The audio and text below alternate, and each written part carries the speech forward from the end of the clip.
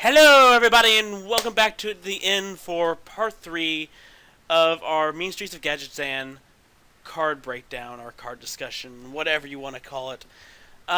We have a lot of ground to cover, so let's start right off with Shaku the Collector.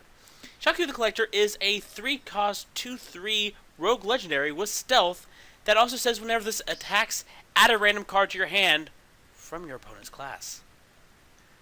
More burgle cards, a legendary burgle card. I know there's a lot of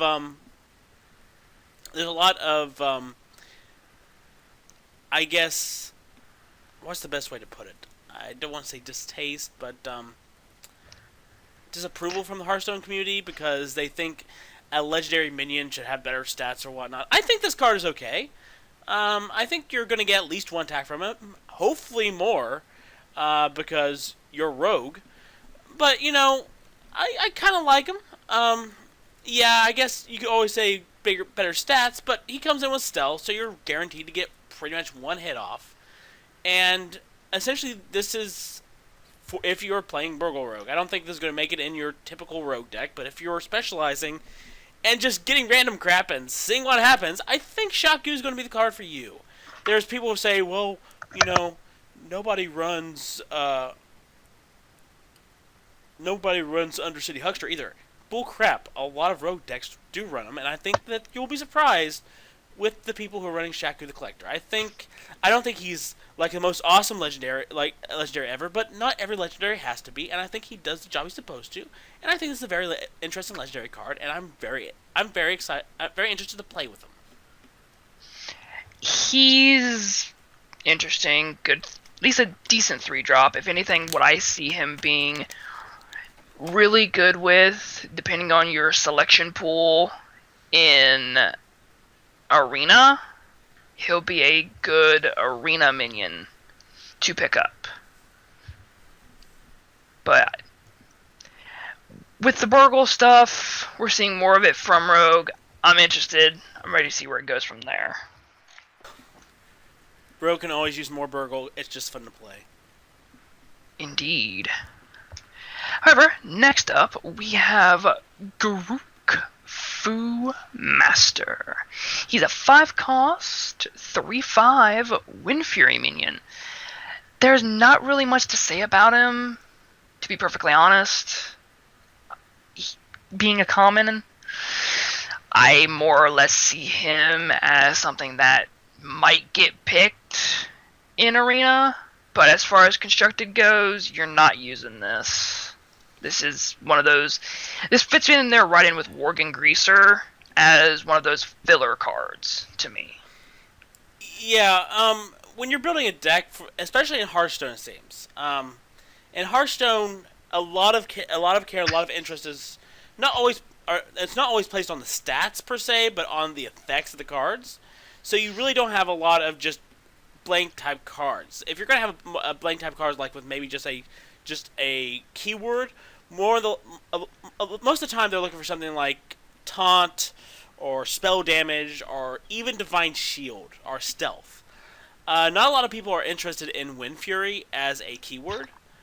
I mean, maybe this will find a home in some decks, but yeah, I don't think it's going to be your go-to minion. So I mean, yeah, it's a thing. Some people will play it, but I don't think you're going to see a lot of play. Okay, so next up is Trogg Beastrager. Trogg Beastrager is a 2-cost 3/2 hunter minion with the battle cry of give a random beast in your hand +1/+1. If you're running a beast deck and you want to buff up some beasts, you'll play Trogg Beastrager. He's more along the lines of what we kind of saw in the last expansion with buffing up Death Rattle minions, and just sometimes where you get a random maybe beast to buff or whatever. But I'm just going to say it. I think if you're running Beast Hunter, you're more interested in the beasts themselves and maybe something to buff the beast on the field like your Houndmaster. I think a lot of hunters probably will not run this because they just want to run the beasts. They want to run good beasts alongside their Houndmaster, and put pressure on their opponent, and Trogg Beastrager is just not going to do that. So I don't think we're going to see this in a lot of beast decks or a lot of hunter decks in general. Can agree with you there for the most part, because it's like it makes a lot of sense. I mean, if you want to boost that Knuckles that you're potentially going to be getting, you could. I mean, if you want to boost the Rat Pack as well, you could. Or the Kodo, yeah. Or the Kodo. I mean, there's a lot of things that you can do with Trogg Beastrager. Now, maybe we're being a little too negative towards it. Because, I mean, it definitely does have, like, an opportunity to potentially be played. So, I'm willing to say that it'll probably be given a shot, at least. So, I think it's being optimistic, but yeah, we'll see what happens. Yeah, we'll definitely see what happens there. Next in line, we have Grimestreet Outfitter. It's a 2-cost, 1/1 paladin card with the battle cry, give all minions in your hand +1/+1.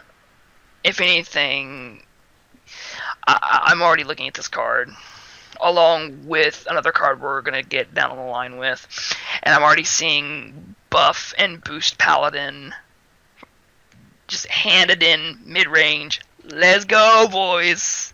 This is going to be so much fun and so good. Especially if you can combo it with, depending on when you get it, if you can combo it with Bran Bronzebeard. It's free +1/+1s. So much fun. Yeah, I look at the stat line for this, and my first instinct is I want to dismiss this, but then I sit back and I think, Paladin really is a deck that is, or a class that's very much interested in minion play specifically, and being able to buff and bolster those minions. So, yeah, I think this is going to see play. I really do. And I think if any of these classes, these Grimy Goon classes, are going to see a Grimy Goon style type of deck take preeminence in the meta, it's going to be Paladin. I don't think it's going to be Hunter. I don't think it's going to be Warrior. I think it's going to be Paladin. And Grimestreet Outfitter is going to be one of those key cards in those decks. Mm-hmm. So next up, we have Stolen Goods. Stolen Goods is a 2-cost warrior spells that gives a random taunt minion in your hand +3/+3. Hey, taunt warrior. I can hear Blizzard saying, you know what? Let's just give taunt warrior another go. I know a guy. Basically, taunt warrior is getting a lot of support in this expansion. Stolen Goods, yeah, you have bolster, but bolster there has to be taunt creatures on the field. Stolen Good, there doesn't have to be any, and it really makes your taunt to create minions more effective. I think Stolen Goods is going to be an excellent addition. It's going to be a key addition in Taunt Warrior. I think it could be the thing, along with I know a guy that might allow Taunt Warrior to kind of finally take a place in this meta. I'm really excited because I've been trying, because I know I'm going to be experimenting with it. Ye old Taunt Warrior deck. If anything, I know you've been trying it for so long, and then let's not also forget that we have the quest sometimes that pops up like, hey, play 10 taunt minions. With Stolen Goods, you're getting the boost for it, and it's just going, hey, play the taunt warrior, just play it. Especially given the card that I'm getting to roll into with Armorsmith. It's a 5-cost, 2/7 taunt. Whenever this minion deals damage, gain that much armor. So let's get that thing up in attack, and plus with its 7 health, whenever it gets bonked, even for just 1 health, you're getting... Actually, no. You have to hit something with it. Pardon. So, if you want to use him for control, Yeah. especially in Control War... Well, it has to go damage, so even if they face it or send a minion after it, you're still getting armor. Yeah, so if anything, to be able to clear this effectively, you're going to want to Hex, or you're going to want to Polymorph it, or you're going to want to Sap, Bounce it, whatever. But just the fact that whenever it deals damage, you gain that much armor is huge. Especially if it gets hit with that stolen goods. It drops in at a 5/10, and just... You're sitting there having to go, alright, how do I get around this beef wall at turn 5? I mean, each class has their own way of doing it, but just the fact that you can also discover him with I Know a Guy as well, just to kind of combo along with it. They're just trying to say, here, try this out. Or, heck, have some new tools for your control deck and just slow down a little bit. I'm just like... On one end, I'm in awe of this card. On the other end, I'm terrified of it because I know I'm going to see it in the metagame. Yeah, I can see Control Warrior using this, and I think if you're trying to get Taunt Warrior to work, you're definitely running 2 of these. It's just that minion that kind of does, I think, what Warrior wants a taunt minion to do. It's giving it armor. It's boosting it up. You don't have to choose between one or the other. You gotta get both.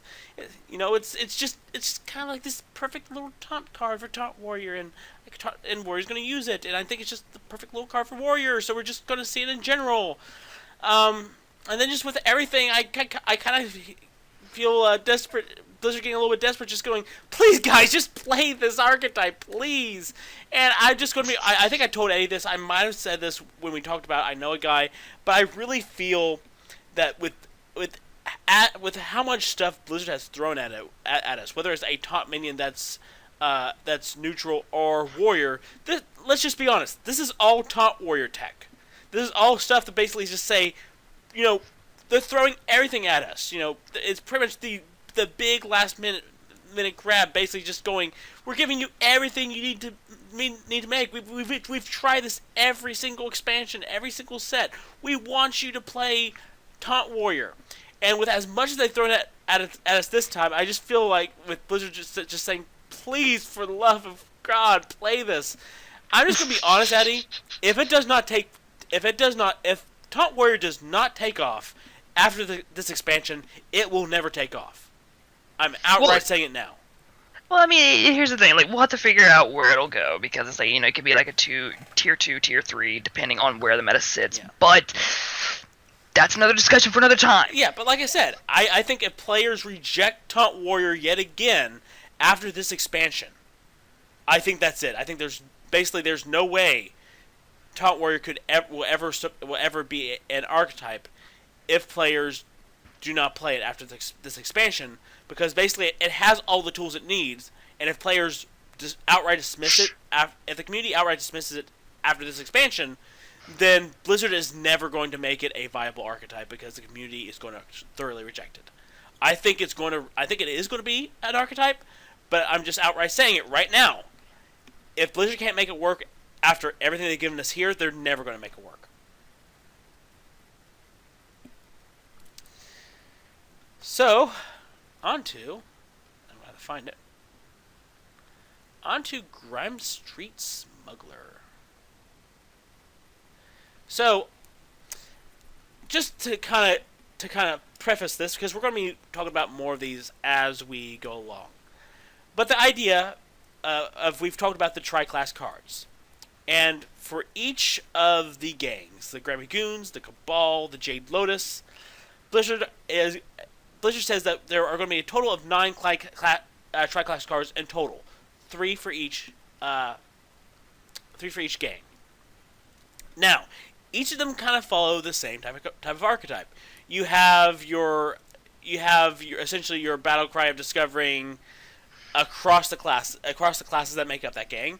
You have your gang leader, which is your legendary, and normally that gang leader is going to essentially be working off of the theme for the gang. And then that third card is a minion that also works off the theme of that gang in a battle cry in a much smaller way. And for the Grimy Goons, that is Grimestreet Smuggler. Now, to give you an idea, if you haven't caught on already, we're getting into the Grimy Goons portion of the cards. And the whole idea of the Grimy Goons, it's that the Grimy Goons want to buff up other minions in your deck, in your hand, on the field, mainly on the field. They want to buff up that minions in your hand so that when you play them, they're going to be bigger. And that's exactly what we see with Grimestreet Smuggler. Grimestreet Smuggler is a 3-cost tri-class card with 2 attack and 4 defense. With the battle cry, give a random minion in your hand +1/+1. So pretty much, if you set out to make a Grimy Goons deck, you will more than likely include Grimestreet Smuggler. Grimestreet Outfitter and a Grimestreet Smuggler. There's me getting +2/+2 to everything in my hand. I've already got ideas. I've already got an idea for it. And, I mean, like, you touched on it, like, we touched on the Grimy Goons, yes. And we started with Grimestreet Outfitter. And it's just like, we're just going to keep rolling and rolling with it. And it's just more stuff getting +1/+1 to the hand. And it's just like, okay, that Wicker Flame Burn Bristle could sit in my hand for a while and just become a 3-cost Tyrion. Yeah, well, technically we start with Trogg Beastrager, but nobody's playing that, so yeah, Grimestreet Outfitter. Fair point. Anyway, when it comes to that, being able to have it, if you want to play it in any of your other classes, that's the one that you get to just go, okay, Warrior, Hunter, Paladin, this is the +1/+1 that you each all get to share and use. Which, if anything, it allows me to be able to roll into the Paladin card of Grimestreet Enforcer. It is a 5-cost 4/4. At the end of your turn, give all minions in your hand +1/+1. It's a 5-cost Emperor Therusian that just goes, everything in the hand gets +1/+1. And there's one card in this set that when we get to it,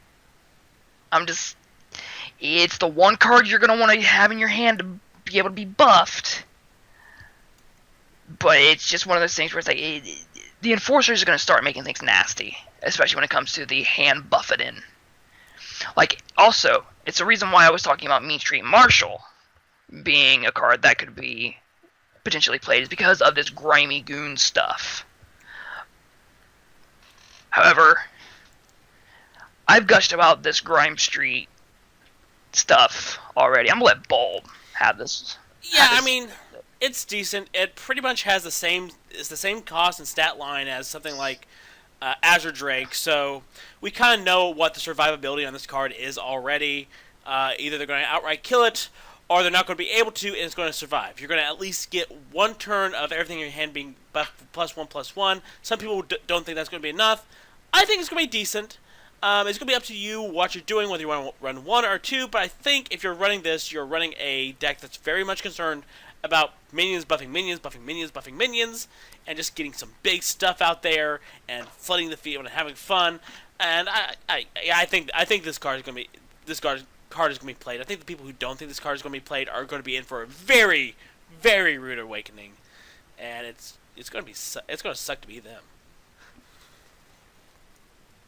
So next up, we have the Grimestreet Pawnbroker, which is a 3-cost 3/3 warrior minion with the battle cry, give a random weapon in your hand, +1/+1.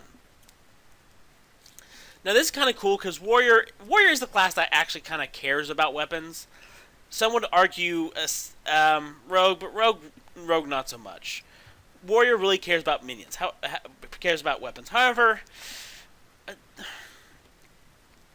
yeah, they're going to be carrying the Fiery War Axe. They might be carrying a Gorehowl or something else. But for the most part, there's not a lot of warriors nowadays that really carry a lot of weapons in hand. So I really have to wonder about the viability of this card.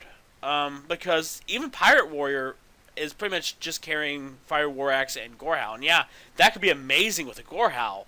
But Pirate Warrior is not really about carrying a bunch of weapons. So Warrior's only going to have a few specific weapons. So I really have to wonder about the viability of this card, because chances are when you want to play it, you might not have a weapon in hand. Or if you can play it, you might not have a weapon in hand. So with Warrior not carrying a lot of weapons, especially in the current meta, I'm not sure how useful this card can be. I mean, it has potential to be awesome, but it also has a much greater potential to just be a dead card. I'm gonna boost my Gorehowl, make it a 9/3, and just punch.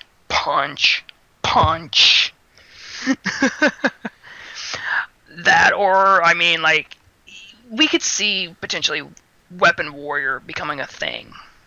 It all depends on people and what they want to do. Like, I understand where your concern comes from, for a definite. Like, there's no doubt about that. But I'm not exactly going to discount it out completely, because someone's going to make that deck. And they're going to go like, okay, I'm going to do this, and I'm going to, just make sure, upgrade. Alright, we're good. Thump! Yeah, but I think where I'm coming from right now is I'm looking at Warrior in the archetypes that currently exist, and I really can't see it existing in those archetypes. Like, yeah, I really can't. Maybe Pirate Warrior will try, but even then, it's going to end up being a dead card a lot of the time. It really would probably need a new Warrior archetype. Will we see it or not? I don't know. But basically, in the current meta, I really can't see this being played. It's going to have to be played in a deck that really caters to it, and I don't know. We'll see. definitely. Next up, we've got Shaky Zipgunner. 3-cost, 3/3, Death Rattle, give a random minion in your hand, +2/+2. It looks like we're trying to expand the breadth of N'Zoth decks. So, if anything, with this little bad mamma jamma, you can, depending on what you get to buff. Like, I don't want it to hit my Houndmaster. Don't get me wrong, it becoming a 6/5 is nice. But I would rather it hit something like my Savannah Highmane and make it an 8/7, which would make it practically terrifying.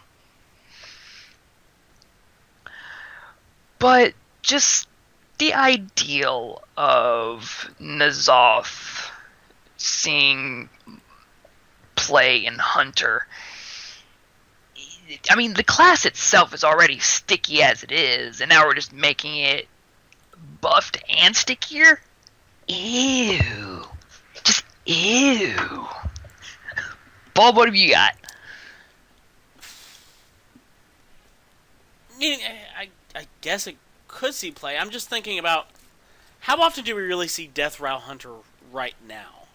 And right now, Death Rattle Hunter actually has Forlorn Stalker, which kind of sort of does the same thing. I mean, it's not +2/+2. It's not all minions, but it's Death Rattle minions. And if you are playing a Death Rattle deck, then, Forlorn Stalker is kind of doing what you want with, but it's a battle cry and not Death Rattle. So it's like, maybe this could see play, but I'm looking at, again, is this something Hunter really wants to do? Hunter really does not do Death Rattle as well as Blizzard thinks it should do. Hunter kind of just looks at it and goes, "No thanks, we'll do it. We'll do our own thing." Hunter Death Rattle decks really haven't taken off, I think, in the way Blizzard has wanted. Hunter will use some Death Rattle decks, but they kind of use them more universally. And I think, yeah, for a 3-cost, Shaky Zipgunner actually has decent stats. So maybe just for it having standard stats for a 3-cost and having this Death Rattle, that might be enough for it to see play. But then, again, you have to wonder, is this what Hunter really wants? So, I don't know. I'm going to kind of put in the, we'll see what happens, but I'm also kind of being realistic and thinking, is Hunter really going to play this? With this set, I'm going to say it's going to be playable. Yeah. Definitely played. Yeah, I think the only thing putting me in making me think it's still going to be playable is just the fact that it's a 3-cost 3/3. I mean, that's Ironfur Grizzly. That's standard. That's a standard 3-cost minion stat line. So yeah, by that alone, it's definitely playable. But then again, is it what Hunter wants? I don't know. Maybe somebody will give Death Rattle Hunter a decent stab again. I don't know. I think it's in a better position than Trogg Beastrager is, but I'm still in the, I don't know if this will see play or not. I think it has more of a chance. But at the same time, I'm like, I don't know, so let's just put that down. Bubba says, I don't know. Eddie said it's playable. You should play it. Eddie just wants to be hunters. That's all Eddie wants to do. No, hunters don't have the bane of my hate right now, so hunters are fine. Okay. Worgen Greaser, 4-cost, 6/3 minion. That's it. Nothing to see here. Moving on. Honestly, that's basically how you kind of have to treat Worgen Greaser. It's just, oh, alright, well, you're filler. I can see you being played in Arena, buddy, but other than that, okay, thanks, bye. Look how big I am, and I have 3 health, so I'm easily dealt with. I can just look at it and say, yeah, that's the thing, and I just move on. I just nothing about this. Nothing at all. No. Next, Hired Gun, 3-cost, 4/3, Taunt. Potentially you could see it in your Taunt Warrior, but really, Arena card. It's still easily dealt with like things like Frostbolt, Lightning Bolt. It's simply dealt with. Easy and simple to deal with. Bulb? Hired Gun. Yes, this is gonna be in Taunt. This is gonna be. It won't be in Taunt Warrior right away. Like, I'm not gonna say it's gonna be. Yeah, Taunt Warrior's gonna put it in, but I think it's definitely gonna make Ironfur Grizzly obsolete for a couple years. It basically stat line. It's better than Ironfur Grizzly in all ways. Ironfur Grizzly is obsolete, guys. Just the only reason you're gonna be using Ironfur Grizzly in your decks now is you need the beast synergy. Other than that, if you're looking for a 3-cost taunt creature, you pick Hired Gun every single time.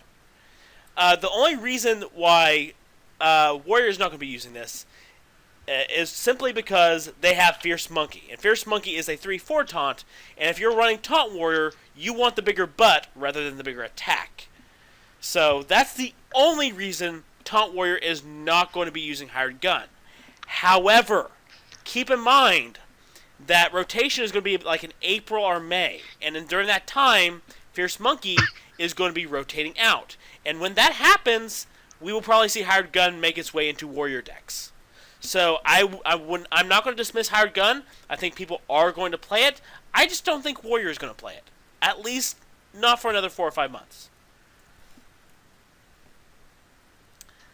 So next, we have Blowgill Sniper, which is a 2-cost, 2/1 Murloc with a Battlecry, deal 1 damage. So yeah, it's an Elven Archer with 1 more attack and Murloc synergy. Yeah, it's going to see play. I don't think it's going to see play in every deck, but basically, if you're running a Murloc deck, this card is going to see play. I don't think it's just going to be seeing play just in Murlocs. I can also see it being a pick in the arena because it's a little bit more buffed up Elven Archer. But it also, if you do it right, you can make him a 2/3 right as soon as he hits the field. And you don't have to play him on turn 2. So, like, if your opponent decides to go, I'm going to play the Murloc that lets me summon the 1/1 taunt ooze. Okay, I'm just going to play Blowgill and just nail your little taunt creature. I don't care. And then just, okay, pass turn. Yeah. I don't think he's going to be in every single... I don't think he's going to be in every constructed deck. I think there are much better choices when you get to the 2-cost range. But for the decks that kind of want like the synergy or something like that, I think he's a decent choice. I think we'll see him. Mm-hmm. Next up, we have Dirty Rat. It is a 2-cost, 2/6 taunt minion with the battle cry. Your opponent summons a random minion from their hand. Now, this card got hot dropped and announced. And as soon as I saw it, I was like, alright, okay. And I started just reading through people and reading through the discussion with this Dirty Rat. And it's like, this is one of those cards in this set that people have been going back and forth on. I know this is where Bob and I are going to spend a good chunk of this video. So, thankfully we've got timestamps in the bottom if you just want to skip over us. But, this card, I will say that you're not playing it on turn 2. And the reason why I say you're not playing it on turn 2, if you're trying to play control, is because depending on your opponent matchup, like against aggro, okay, yeah, sure, you can play this on turn 2, but it's highly not likely you're going to. However, if you are looking to play this card and bait out and pull out one of your opponent's combo pieces that they need for their deck, or you're making it to where they can't use their battle cry effect, this Dirty Rat is going to be that card that is going to help you in that mid to late game. I see it getting played. I want to say Priest for a definite, because Priest has some of the most effective tools to be able to either take this card and put it into their deck, get rid of it, or take control of it onto their side of the field. And it's terrifying to think about. But, if anything, I know Bulb's got a fiery rant burning in his belly where this thing's concerned. So I'm going to pass it to you, buddy, and you have at it. Here's the thing. I know when I was like looking over it, a lot of people were comparing this card to Deathlord? Deathlord, yeah. I had it. They're comparing it to Deathlord. And what? Deathlord was like a 2/8 or a 3/8? I think it was a Deathlord was a 3-cost 2/8. Yeah, he was 2. I know. Death Rattle. He was 2/8. Now, here's the thing. I wasn't a big fan. I'll be honest. In general, a lot of people love Deathlord. I just wasn't a big fan of his effect. I'm never a big fan of giving my opponent resources. I get why people played him, and yes, he provided a big butt. Priest was able to kind of keep it defensive. But no matter what, you have to remember, Deathlord was a death rattle.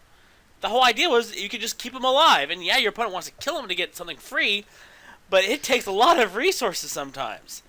And Priest and other classes took advantage of that. And so a lot of people have been comparing the Dirty Rat to Deathlord. It's not the same. It's not the same at all. Because this is a battle cry effect, which means you're not only giving your opponent resources, they also are going to get the initiative to immediately attack with that creature, and it could be something you don't want to deal with. So yeah, you're going, I get a 2-cost, 2/6 taunt, try dealing with that. But you're thinking of in terms of early game. Yeah, early game they're gonna have a hard time getting through a 2/6.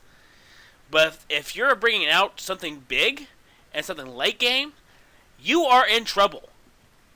Which means that a lot of the times your Dirty Rat you pretty much have brought out something that you don't want to deal with at this stage of the game. It's just not a good effect for. I think the downside is too great. I think it really is too great. And yeah, I think Priest is probably the class to be able to deal with it. Priest is going to be the class that is going to be able to try to keep Dirty Rat alive and in play and make you suffer for it. And then counter whatever comes out. So yeah, to kind of sum this up, I think that the downside to this card is just way too great. I don't think you're getting a good deal. You're getting good value from this card at being a 2/6. I think it's just going to be too great for some people. It's not comparable with Death Rattle, with Death Lord. It's a lot worse than Death Lord. And I think unless you are a deck that's prepared to deal with that, I think this card is just going to bite you. I don't think it's a good card at all. I think the downside is just too great here. Alright, and to kind of, if anything, to wrap this entire discussion up, I really think when it comes to Dirty Rat, that what we're going to have to do is we're going to have to see where the metagame sits at the time of Mean Streets of Gadgetzan releasing, and then seeing where kind of everything falls. I would say by the beginning of 2017 next year, we'll know whether Dirty Rat is completely and utterly useless, an actual meta game changer, or just something that's played here and there. Yeah. Like, I feel that even though I've given my 2 cents on this, I was not prepared for how widely used Deathlord was, because I thought the same of its effect. But in this case, I really think that the downside is so much greater here that it's going to be a very problematic card, and I don't think this is a good card at all. So, I don't think that took as long as you thought. Hey. Next up, we have Backroom Bouncer. It's a 4-cost 4/4 minion that whenever a friendly minion dies, gain +1 attack. Now, I'm going to admit, initially I was stoked because I'm thinking, man, this is a much better Flesh-Eating Ghoul. I'm so excited, and then I reread it. This is not whenever any minion dies, like Flesh-Eating Ghoul. This is whenever a friendly minion dies. Which I think actually lessens how useful this card is.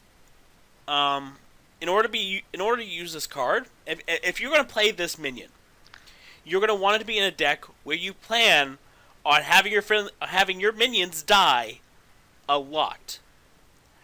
And even then, I would probably say, because Flesh-Eating Ghoul works off of all minions, that Flesh-Eating Ghoul is a lot better. This one has the bigger butt for one more. It has 1 more attack and 2 more health. But I think the value for Flesh-Eating Ghoul is just a lot more. Maybe you'll run both of them. But I think in most instances you're going to have to make a choice. And I really think in that case that Flesh-Eating Ghoul wins out every time. Flesh-Eating Ghoul will win out. However, I do see Backroom Bouncer being a on-curve / tempo play for the arena. So that's where it can probably find its home. Oh yeah, it will survive in the arena. It will thrive in the arena. I just think in constructed, when you're considering which one you want to take, it's going to be Flesh-Eating Ghoul every single time, hands down. Oh yeah. Next up, we have Dispatch Kodo. It's a 4-cost, 2/4 battle cry. Deal this minion's damage, or deal damage equal to this minion's attack. It's a beast. And it's one of the cards that we did mention during our discussions. And with Dispatch Kodo, just Battlecry, I'm going to deal however much damage I can deal to your face, and just me not care.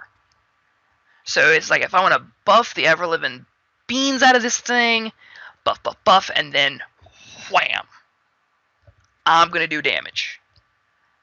So you can choose to do it to minion, face, whatever. But with Hunter, it's more than likely going to be face, because, me go face. Yeah. If you're buffing this card, yeah, you're going to be able to do a lot of damage, and this patch code is going to offer you a lot of options. Let's be honest. Even if this card never gets buffed, 2 damage is pretty decent, especially if you're trying to use it for removal.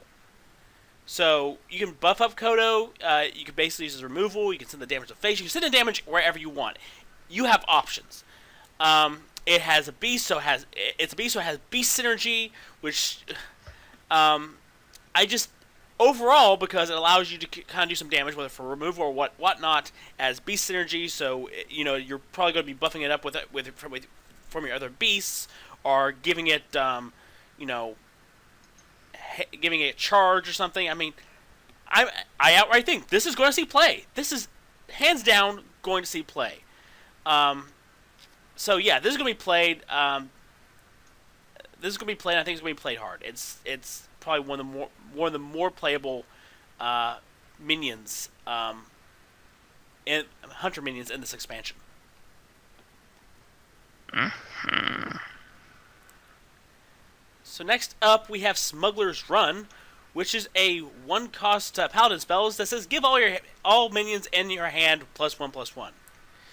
Well, this is kind of what Paladin wants to do, and if you're running a minion boosting deck, you're going to run 2 copies of this, and you're going to have fun. It's very cheap. The price is right. It's easy. You pretty much just play it when you can, on tempo, go, yes, moving on. Eddie. Firstly, I hate you so much because you said, hey, the price is right. My brain just starts going, da-da-da-da. I'm like, no!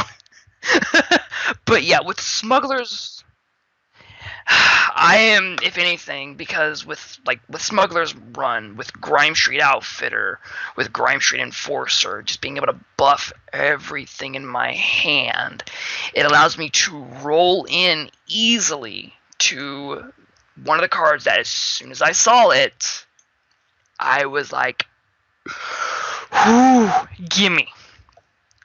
Because it is Dopplegangster. Dopplegangster is a 5-cost 2/2.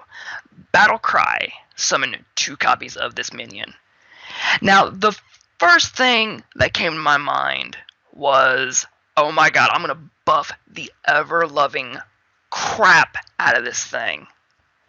And I'm going to be able to drop 3 6/6s, or 3, just incredibly beefy minions from my hand on turn 5. If I've taken the time to be able to buff everything and like that. And then I got to reading a little bit about it, and then it's like, oh, Dopplegangster. We can go into 3 6/6s on Shaman with Evolve. And then, if you can keep it alive, being able to play Brawn synergy with Dopplegangster, having your field just, okay, here's 6 of these minions, they're all X and X, good luck, have fun trying to deal with it.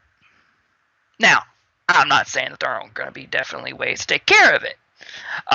One of the big ways I can potentially see coming to deal with this Grimy Goon's hand buffing mechanic and meta would be priests deciding to pick up and put in their decks Mass Dispels.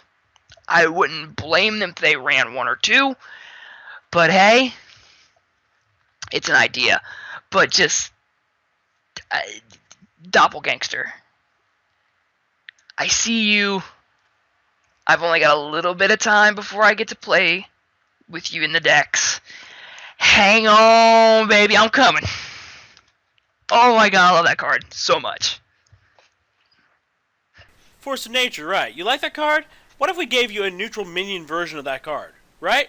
Here you go, Dopplegangster. It's Force of Nature as a neutral minion. And on your mass dispel point, if I'm correct, it's only going to dispel the main Dopplegangster. I think because it silences the field? I don't know. Yeah, but they are summoned as copies. So basically, when they're summoned as copies, wouldn't the boost be their mainline attack and defense? Ooh, that is something to know. Here's a question: if you mass dispel the echoing oozes, does it take both of those echoing oozes down to 1/2, or just the one? Because you have to look at that as far as how Dopplegangster is going to be affected. That is a fair point. Because I think they take the echoing oozes down to original stats. Yeah, if that's the case, then yeah, all those Doppelgangsters will be 2/2s, but you'll still have multiple Doppelgangsters on the field. So it's not like all of a sudden, oh no, all the extra Doppelgangsters just disappeared. That's never how it works. No. So I already knew that part, but that's what I was saying. With the whole buffs thing, you're just gonna be able to okay, and make those 2/2s now. Yeah, but still, even if that happens, that still means you have a full field, and they still need to take care of that. Yeah. This is going to probably be played more in classes and decks that care about swarming the field. If you really don't care about swarming the field, you're probably not going to be interested in this card. But yeah, there are going to be definitely going to be cards, definitely going to be definitely going to be decks, definitely going to be classes that play this card because they're very much interested in swarm potential. Yay, evolve! Woo! Now for a card I'm excited about. We have Grimestreet Protector, a 7-cost 6/6 Paladin minion with taunt and a battle cry, give adjacent minions Divine Shield. There are a lot of people saying, this card's stupid, this card won't see play. Guys. No, seriously, guys. It costs 1 less than Tyrion, has taunt like Tyrion, has the same stat lines as Tyrion. It doesn't have Divine Shield, mind you, but you put it in between 2 minions and give them Divine Shield. Now what happens if you put it in between 2 taunt minions? All of a sudden, you have a problem. And it has taunt itself, which means no matter what, not only have you given 2 minions at least taunt, Divine Shield, making them extra scary, but it also has taunt, which means you still need to get through this sucker. And you can run 2 of them if you're so inclined. Yeah, this thing's going to be a problem if it hits the field. Because no matter what, a 6/6 taunt is not something to just wink at or sneeze at or cough at or make gestures at or whatever you do to taunt minions that you don't think much of. If you think Lord of the Arena is a pain in your rear end, what are you going to say to an even beefier Lord of the Arena that hits the field and then gives adjacent minions Divine Shield? Polymorph. Yeah. Just, and your sheep. This guy is going to be seeing play. This guy is going to be seeing play in my Divine Shield deck. He is going to be making sure that my Divine Shield taunt minions continue to have Divine Shield and taunt. I'm going to. A lot of people have been saying, well, people don't use Argent Protector, but there are some decks that do, and they do so with a very specific purpose. And this does that even more so, and then has taunt, and a big beefy butt, and a lot of attack, and yeah, be afraid. Be very afraid. I think this card is a lot better than some people are saying. It's an awesome card. I can't wait to get my hands on it. I'm so excited. Next up, we have Grimy Gadgeteer. You don't have anything more to say about that? Oh, no, not really, to be honest. I mean, you kind of covered everything. Grimy Gadgeteer is a 4-cost, 4/3 warrior common. At the end of your turn, give a random minion in your hand +2/+2. I'm surprised it's not a mech, to be perfectly honest. Like, that's one of the big things I'm just like, huh. I'm a little disappointed and I'm a little surprised by it, but more like it's that one card that you can use to just buff something in your hand for +2/+2. It's like, all right, cool. That's all I got, really. That's a thing, I guess, but let's be honest. Paladin's going to be using the minion buffs the most. Hunter just wants to get stuff on the field quickly and go aggro. And I'm sorry, yeah, it'd be something if this had mech synergy. Even though that's not really a thing anymore, but it's a thing, I guess. I'm not sure Warrior's going to use it. I'm really not sure. I don't think Warrior really cares if their minions have +2/+2. Maybe I'm wrong, but and even if they are, I can't see this taking up room in an archetype that already exists. So I shrug and say it's something, I guess. Yeah. Moving on to Brass Knuckles, a 4-cost 2/3 warrior weapon that with the effect of after your hero attacks, you give a random minion in your hand +1/+1. Could be something. Could be interesting. If we do get a warrior who wants to use Grimy Gadgeteer, or a warrior who does want to buff up certain minions, like maybe they want to buff up their ally Armorsmith, like Kibler suggests, maybe they'll find something interesting. There may be a new type of archetype that kind of does stuff with Brass Knuckles. But maybe they're using this in conjunction with Grimestreet Pawnbroker. Maybe this is a thing that happens. It could be. I just look at it and says this could be interesting. I'm kind of looking at Grimy Gadgeteer in the same instance as this. It could be a thing. It's interesting. It could be used. In the meantime, I just shrug and just say we'll see what happens. I don't see the current archetype or want or need for it, but it could exist. There might be people who just really want to buff up the ally Armorsmith and other taunt minions, but you're going to need to find the room, and you just might need to make your own archetype-like deck. It's just it has nice art. Weapon Warrior! That's the only thing that I can really, like, because you covered everything else, and it's like, Weapon Warrior. It can be a thing, especially with Gormok. You can play it and give yourself more weapons. So go for it. Another reason why I was mentioning earlier that Death Rattle Hunter could be a thing is because of Rat Pack. Rat Pack being a 3-cost 2/2 beast. Death Rattle, summon a number of 1/1 rats equal to this minion's attack. Okay, you're getting 2 free 1/1s right out the gate. So that's a sticky board that Hunter always seems to at least try to do. And then you can buff it and give yourself more minions.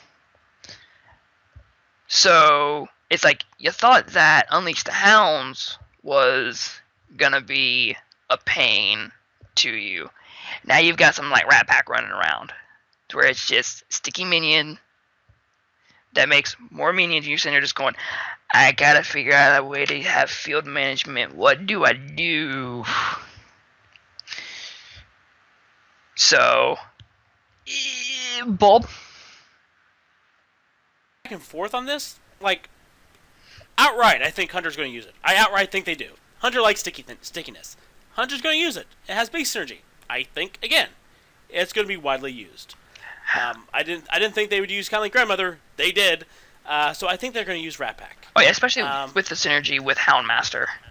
Yeah, I think Houndmaster synergy is going to be key here. I'm going back and forth personally about whether I will use it, because I'm looking at my Beast Hunter and Wild, which is going to be the only one I'd be considering this for. And I'm going, is the Death Rattle worth it? Probably, maybe. What? Do I have anything I could slot out and put this in the 3 slot? And that's where I kind of go back and forth. Do I have anything that would permanently buff its attack? And I'm not sure about that. So I think I have to make. I'm going to have to make a decision about how worth it I think Rat Pack is for myself. I think it's going to be used. It's going to be used and constructed already by. And it's going to be widely used. But for myself, I'm going to have to make that my own decision, because if I do decide to use Rat Pack, I'm going to have to make some changes into how I go about with my Hunter deck, my Beast deck being constructed. So yeah, it's interesting. I think if you're buffing, it will work. So I mean, yeah, it's going to see play, no doubt. You're definitely going to try to get this to work off your Houndmaster, no doubt. So, yeah. Rat Pack. Thumbs up. We'll see play. And that's it. So, yeah, guys, this has been our third part of our card breakdown. We have a lot more to go. What? I thought we were going to be able to fit Harambe in. Next time, Eddie. Next time. No! Harambe, no! Next time we discuss Harambe, which I thought was, Mukla, but whatever. But, yeah, it's been fun. We're getting out of the Grimy Goons. We're getting into the Cabal. We're actually getting some really cool stuff. Oh, my God. And we have a lot to talk about, so that will be fun. But until then, guys, you can discuss more about the cards in the comments section below. Talk about what you agree with, what you disagree with, what cards you're looking forward to that we've talked about. And we will see you next week for more card breakdowns. Bye.